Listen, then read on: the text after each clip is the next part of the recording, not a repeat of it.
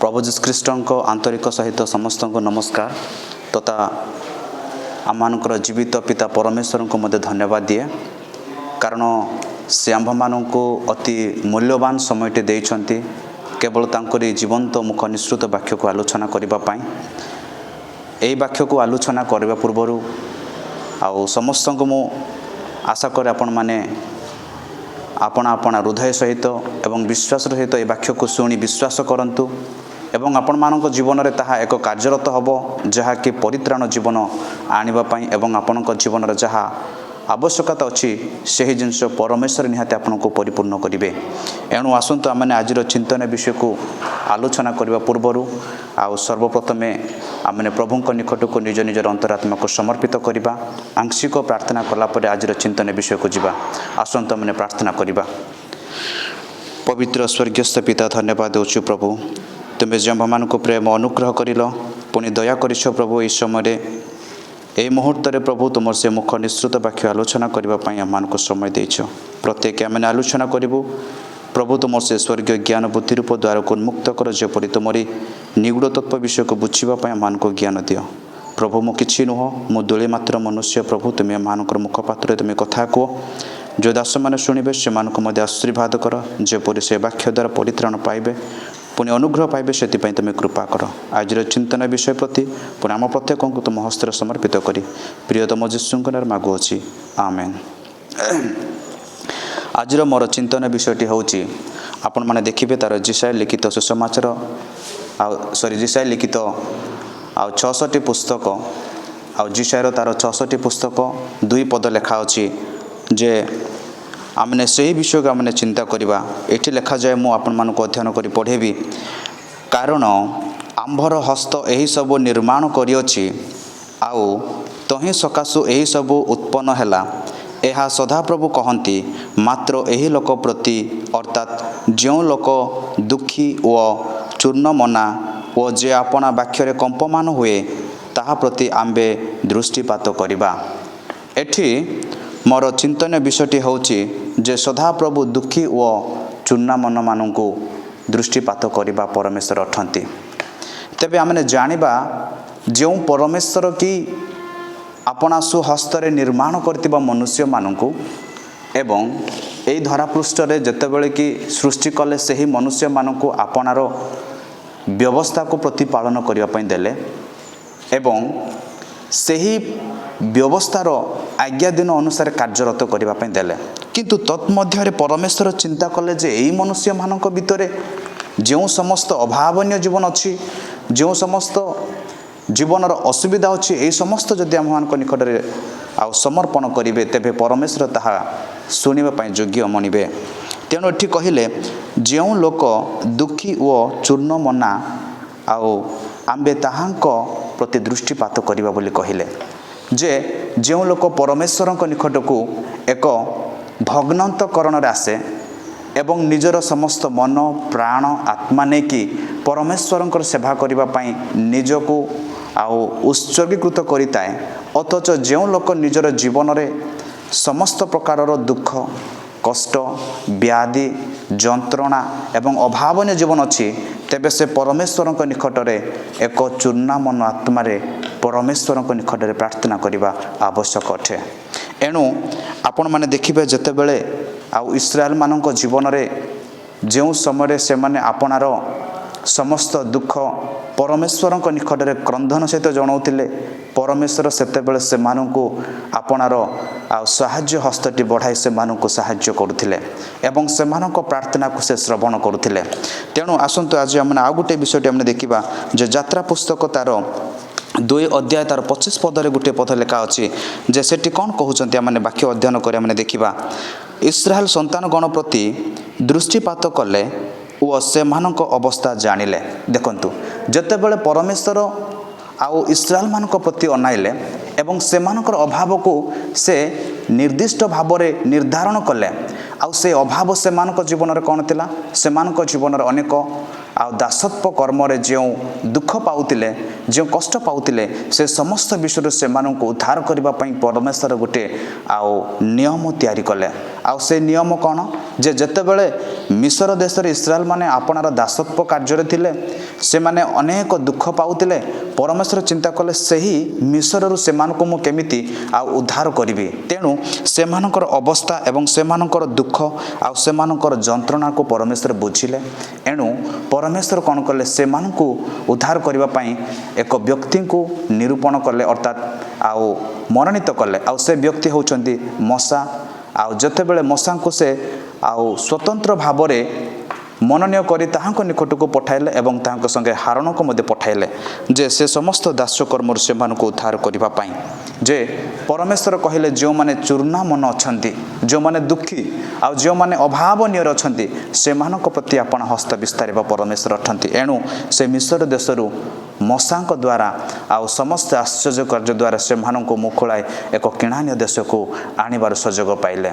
ଏଣୁ ପରମେଶ୍ୱର ଯାହାଙ୍କ ପ୍ରତି ଦୃଷ୍ଟିପାତ କରିବେ, ପରମେଶ୍ୱର ସେମାନଙ୍କୁ ଛାଡ଼ିବେ ନାହାନ୍ତି, କିନ୍ତୁ ସେମାନଙ୍କୁ ଉଦ୍ଧାର କରିପାରନ୍ତି। ଏଣୁ ଆମେମାନେ ଆଉ ଗୋଟେ ବିଷୟ ଆମେ ଚିନ୍ତା କରିବା ଯେ ଯାତ୍ରା ତାର 6 ଅଧ୍ୟାୟ 5 ପଦରେ ଏଠି ମଧ୍ୟ ଲେଖା ଅଛି, ଅତଏବ ମିଶରୀୟମାନେ ଯେଉଁମାନଙ୍କୁ ଦାସତ୍ୱରେ ରଖିଅଛନ୍ତି, ସେହି ଇସ୍ରାଏଲ ସନ୍ତାନ ଗଣର ଆର୍ତ୍ତନାଦ ଶୁଣି ଆମ୍ଭେ ଆପଣାର ସେହି ନିୟମ ସ୍ମରଣ କରିଅଛୁ। ଦେଖନ୍ତୁ ଯେ ସେହି ମିଶରୀୟ ଦେଶରେ ଯେଉଁ ଆଉ ଇସ୍ରାଏଲ ମାନେ ଦାସତ୍ୱ କାର୍ଯ୍ୟ କରିକି ଆପଣାର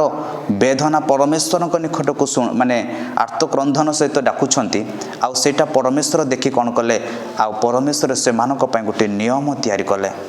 ଅର୍ଥାତ୍ ସେମାନଙ୍କୁ ଗୋଟେ ବ୍ୟବସ୍ଥା ଦେଲେ। ତା ପୂର୍ବରୁ ପରମେଶ୍ୱର ସେମାନଙ୍କୁ ଉଦ୍ଧାର କରିଛନ୍ତି। ଏଣୁ ମୋର ପ୍ରିୟର ମଣ୍ଡଳୀ, ଆଜି ସେମାନଙ୍କ ଜୀବନରେ ଏକ ଦୁଃଖୀ ମନ ଜୀବନ ଥିଲା। ନିଜର ଅନ୍ତଃକରଣକୁ ସେମାନେ ଭାଙ୍ଗିଥିଲେ। ଆଜି ଆପଣା ଜୀବନରେ ଯଦି ଖ୍ରୀଷ୍ଟିଆନ ଭାବରେ ନିଜକୁ ସମୀକ୍ଷା କରୁଛୁ, ତେବେ ପରମେଶ୍ୱରଙ୍କ ନିକଟରେ ଆମର ସମସ୍ତ ଅନ୍ତଃକରଣକୁ ଏକ ଭଗ୍ନନ୍ତକରଣରେ ପରମେଶ୍ୱରଙ୍କ ନିକଟକୁ ଆସିବାକୁ ପଡ଼ିବ। ଏଣୁ ଆସନ୍ତୁ ଆମ୍ଭେମାନେ ଚିନ୍ତା କରିବା। ଆହୁରି ଗୋଟେ ବିଷୟ ଲେଖିବା ଯେ ଯାତ୍ରା ତାର 34 ପଦ, ଆଉ ସେଠି ଗୋଟେ ସେହି ଇସ୍ରାଏଲ ମାନଙ୍କ ବିଷୟରେ ଲେଖା ଅଛି, ଯେଉଁଟାକି 6-7 ପର୍ବ ଯଦି ଆମେ ପଢ଼ିବା, ତେବେ ସେଠି ଲେଖା ହେଇଛି, ଆଉ ସଦାପ୍ରଭୁ ତାହାଙ୍କ ସମ୍ମୁଖ ଦେଇ ଗମନ କରି ଏହା ଘୋଷଣା କଲେ, ସଦାପ୍ରଭୁ ପରମେଶ୍ୱର ସ୍ନେହଶୀଳ ଓ କୃପାମୟ, କ୍ରୋଧରେ ଧୀର, ଦୟା ଓ ସତ୍ୟତାରେ ପରିପୂର୍ଣ୍ଣ, ଶ୍ରହସ ପୁରୁଷ ପର୍ଯ୍ୟନ୍ତ ଦୟା ରକ୍ଷାକାରୀ, ଅପରାଧ ଓ ଆଜ୍ଞା ଲଙ୍ଘନ ଓ ପାପ କ୍ଷମାକାରୀ, ତଥାପି ନିତାନ୍ତ ତହିଁର ଦଣ୍ଡଦାତା, ତୃତୀୟ ଓ ଚତୁର୍ଥ ପୁରୁଷ ପର୍ଯ୍ୟନ୍ତ ଆଉ ପୌତ୍ରାଦି ଉପରେ ପିତୃଗଣର ଅପରାଧର ପ୍ରତିଫଳଦାତା। ଦେଖନ୍ତୁ ଏଠି ଆମ୍ଭେମାନେ ସ୍ୱତନ୍ତ୍ର ଭାବରେ ବୁଝିପାରୁ ଯେ ପରମେଶ୍ୱର ସେ କ୍ରୋଧ ହେଲେ ହେଁ ସେ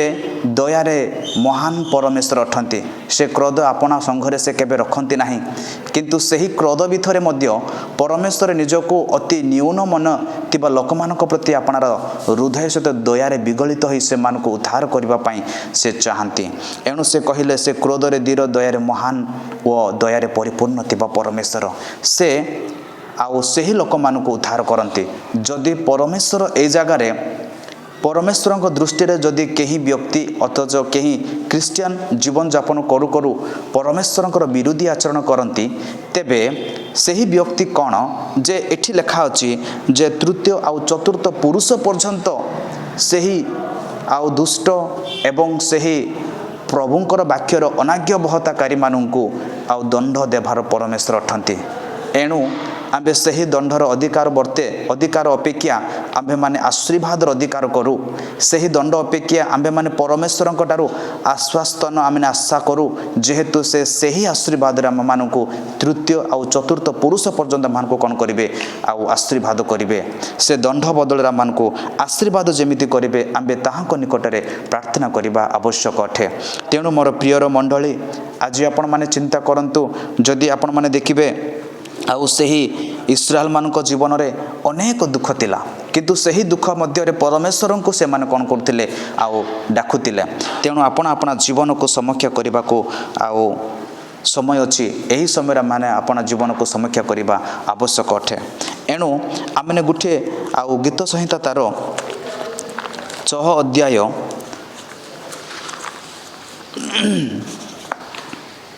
ତାର 6-9 ପଦ ପର୍ଯ୍ୟନ୍ତ ଆମେ ଦେଖିବା ଯେ ମୁଁ ଆପଣା କାକୁର୍ତ୍ତିରେ କ୍ଳାନ୍ତ ହୋଇଅଛି, प्रति रात्रि मु आपणा शज्या बसाए मो लतकरे आपणा बिंचना तिंताए दुख सकाशु मोहर चक्षु क्षीण हो जाए मोहर सकल विपक्षों सकाशु ताहा जीर्ण हो जाए। हे अधर्मचारी समस्ते मोहर निकटरू दूर हुओ कारण सदाप्रभु मो रोदनर रब शुणी अछंती सदाप्रभु मोहर निवेदन शुणी अछंती सदाप्रभु मोहर प्रार्थना ग्रहण करिवे। देखंतु जो माने सर्व अंतकरण सहित दुख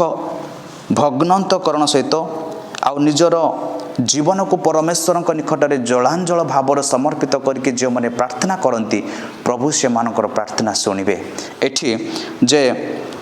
गीत रचक दाऊद अति सुंदर भाव में प्रार्थना विषय मान कहते आ मु परमेश्वर निकट में प्रार्थना करी करी आउ मो चक्षु सब क्षीण है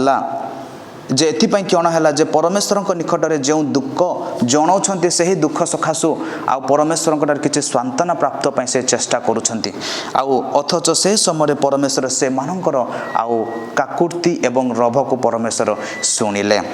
एवं एठी कहले अधर्मचारी समस्ते मोहर निकटरू दूर हुओ कारण सदाप्रभु मो रोदनर रब शुणी अछंती। एठी जो माने अधर्मचारी करती परमेश्वर आज्ञा भितर नहांती से मानको कहले जे मो टारू समस्ते अधर्मचारी माने दूर हुओ कारण परमेश्वर मोहर प्रार्थना श्रवण करी अछंती जेहेतु से निजर समस्त विषय को से परमेश्वर निकट में समर्पण करी अछंती। तेणु आज आमर वास्तविक ख्रीष्टीय जीवन में परमेश्वर निकट में भग्नांतकरण जदि देकी आमने प्रार्थना करवा आपणार लथक जदि परमेश्वर निकट में जनइबा तेबे निहाती परमेश्वर मान को कौन करेंगे आमर प्रार्थना को श्रवण करेंगे। तेणु अति सुंदर भाव में आउ गीत रचक दाऊद आंभ मान प्रार्थना माध्यम आउ कहते जे ए जगार आम मैंने कि प्रकार प्रार्थना करवा आवश्यक अटे। एणु आम आउ गोटे विषय आम चिंता करवा से गीत संहिता तार 102 अध्याय 19 आम पढ़ा तापर आम आउ परवर्ती कार्य निकट को जावा। एठी एपर लेखा अछि कारण बंधीर आहाकार शुणिबाको हत हेबा निमंते निरूपित लोक मानको मुक्त करिबाको सदाप्रभु आपणार उच्च धर्म दामरु दृष्टिपात करी अछंती सही स्वर्गरु पृथ्वी की अवलोकन कले। देखंतु एठी अति प्रांजल भाव में परमेश्वर कहिले जे सदाप्रभुंकर उच्च धर्म दामरु से आंभ मान को दृष्टिपात करुँच से स्वर्ग और अपरिस्थ स्वर्ग थाई मध्य से यही जगत को दृष्टिपात करुँच ए जगतर लोक मैंने कि प्रकार अच्छा से जीवन असुविधा एवं जीवन अभावनीयता कौन अच्छी यही समस्त विषय से देखुंट जे मनुष्य मैंने कहीं भाविबा ना जे मु तो मनुष्य मान दृष्टि लुचिबी किंतु परमेश्वर को दृष्टि में लुचि पारिबा नहीं कारण से स्वर्ग ताईकि आम समस्त को देखुंट। तेणु मोर प्रियर मंडली आज आम आपणा जीवन को आ परमेश्वर निकटरे आ नतमस्तक हेबा आवश्यक अटे। तेणु कहले जे माने 20 पदरे से सदाप्रभु आपणार उच्च धर्म दामर दृष्टिपात करी अछंती से स्वर्गरु पृथ्वी की अवलोकन कले। देखंतु स्वर्गरु पृथ्वी को से अनौछंती आपण जेते बेले आ जेउठाको भी जाउछंती घर बाहर जाउछंती बाहर भीतर आसुछंती आपण जो कर्म माने जो कार्य करूछंती से कार्य एक भल के मंद सेरा निजे समीक्षा करबाको पड़िबो कारण आमर समस्त प्रार्थनाशील जीवन रे कर्म मध्य एक उपयुक्त हेबा आवश्यकटी अटे। तेणु से कहले आमे समस्त विषय रे देखुअछु जेमति कि परमेश्वर कहले आमे पृथ्वी को समस्त विषय आमे देखुअछु। तेणु आमने आ गोटे शेष 2 पद आम अध्ययन करी आम समाप्त करने जावा तार जिसाय तार 38 आउ 5 पद से आम पढ़ा तापर आम शेष करवा गोटे आउ 2टा उदाहरण आम शिखिकी जिसाय तार 38 5 पद तुम्भे जाई हिजक्य को कुह सदाप्रभु तुम्भ पूर्व पुरुष दाऊदंक परमेश्वर यही कथा कहती आम्बे तुम्भर प्रार्थना शुणिअछु तुम्भर लतक देखिअछु देख आम्बे तुम्भर आयु 15 वर्ष वृद्धि करिबा। देखंतु कि आश्चर्य विषय परमेश्वर ये आम मान वाक्य द्वारा कहते जे जड़े जदि विश्वास भाव में प्रार्थना करिब विश्वास योग्य भाव में निजक परमेश्वर निकट समर्पण करिब तेबे से तार प्रति उत्तर पाइब। एबे हिजकियों जीवन में जदि आम चिंता करवा से जीवन में एक सांघातिक पीढ़ारे से असुस्थतार थिले से हिजकिय परमेश्वर निकट में प्रार्थना करुँच एक समस्त अंतकरण समस्त मन प्राण आत्मा दे परमेश्वर निकट में प्रार्थना करुँच एवं क्रंदन करुँच एवं परमेश्वर को निजक आउ समर्पण करिसंती। एणु परमेश्वर ताहाको कहिले जे तुम्भर लतक एवं तुम्भर अंतकरण आम देखिलु जे तुम्भे आउ तुम्भर जो अभावनीय जीवन घटी जो असुस्थ पड़ी आउ से समस्त असुस्थ तुम्भे कौन हम सुस्थ प्राप्त हम आउ तुम्भे 15 वर्ष वृद्धि माने 15 वर्ष पर्यंत आ बंचीब जे परमेश्वर से मानकु आउ बा से हिजकियों जीवन में कौन कले जो अनुग्रह अर्थात 15 वर्ष से जीवन में केबे चिंता करनथिले अथच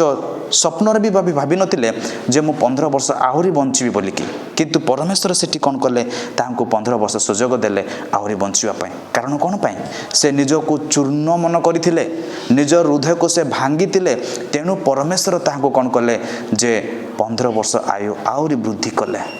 आज मोर प्रियर ख्रीष्ट विश्वासी विश्वासिनी आज आपण माने आपणक जीवन में जदि सही अंतकरण को जदि चूर्ण मन करुछंती तेबे परमेश्वर आपणक प्रति दृष्टिपात करिवे आउ सही दृष्टि एमिति नुह जहा आपणकर अभाव रे ही रहिबो ताहा नुहे किंतु से अभाव रे आपण माने मुक्त हेबे। आपण माने जदि निजको चाहुचंती से अभाव मुक्त हेबा पई आपण माने चाहुचंती से असुस्थ रु सुस्थ हेबा पई आपण माने चाहुचंती से अभाव रु आपण को मुखला हेबा पई आपण माने चाहुचंती से बंधी रु मुक्त हेबा पई आपण माने चाहुचंती से ऋण रु मुक्त हेबा पई आपण माने चाहुचंती से समस्त जीवन रो अभावीनटारु एक आशीर्वाद रो जीवन पाइबा पई मंगल जीवन पाइबा पई एक सजीवन पाइबा पई तेबे परमेश्वर को निकट रे आ चूर्णा मना करिके परमेश्वर को क्रंदन करबा आवश्यक अटे। तेणु मोर प्रियर मंडली आज आपण माने निजको समीक्षा करंतु आज हिजकियों जीवन देखंतु से निजर समस्त विषय को आउ परमेश्वर को निकट समर्पण कले आ 15 वर्ष से आ जीवन में बंचिबा पई सुजोग पाइले। आ उदाहरण आ गुटे देखिबा जे आईभंक जीवन कथाटा से आपणार सर्वस्व 7 प्राणी को से हराय आपणार समस्त संपत्ति हराइले से निजको निजे एते न्यूनी मन कले एमिति जे जदि आपण आईब पुस्तक तार 1-2 अध्याय जदि पढ़े जे एटी आपण स्त्री को मध्य तुम्बे किपरि एक मुढ़ा स्त्री परि मते कथा कहूछ जे परमेश्वर को छाड़िबा पई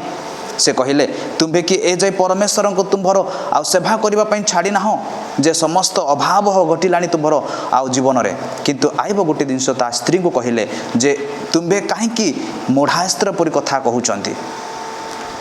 निजर स्त्री को मध्य से कौन कले तुच्छनीय मनिले किंतु सर्वप्रथमे से अपन हृदय रे परमेश्वर को से स्थान देइथिले से जानिले जीवित ईश्वर किए जीवित परमेश्वर किए मु जहाँ कटारे निजको समर्पण करी से ही मोर समाधानकारी से जानिथिले तेणु परमेश्वर निकट से चूर्णा मना होगी प्रार्थना कले आपणार सांग मान को डाकी से निजर समस्त कोटी आउ छोट वस्त्र पिंधि परमेश्वर निकट में प्रार्थना कले यह से कहले गोटे परमेश्वर देइछंती आ परमेश्वर ही नहीं